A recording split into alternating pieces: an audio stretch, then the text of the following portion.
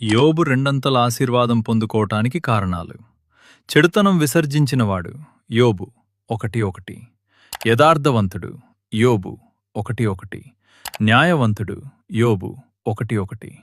అరుణోదయమున లేచినవాడు యోబు 1-5 వరకు. నిత్యము ప్రార్థన చేసేవాడు యోబు 1-5 వరకు. శ్రమలలో కూడా స్తుతించువాడు యోబు 1-21-22 వరకు.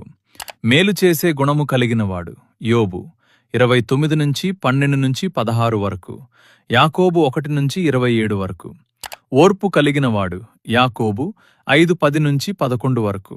తన స్నేహితుల కొరకు ప్రార్థన చేసినవాడు యోబు 42:10.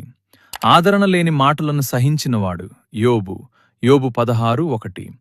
యోబు తన ఆస్తిని, సంతానాన్ని, ఆరోగ్యాన్ని కోల్పోయినా చివరికి దేవుని పట్ల తనకున్న భక్తిని మాత్రం కోల్పోలేదు.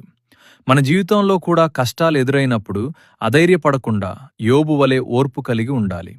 మరియు యోబు తన స్నేహితుల కొరకు ప్రార్థన చేసినప్పుడు యెహోవా అతని క్షేమస్థితిని మార్చెను. మరియు యోబునకు పూర్వము కలిగిన దానికంటే 2 అధికముగా యెహోవా అతనికి దయచేసెను. యోబు 42:10. ప్రియమైన సోదరీ సోదరులారా, నేడు మీరు అనుభవిస్తున్న శోధనలు లేదా అవమానాలు శాశ్వతం కావు.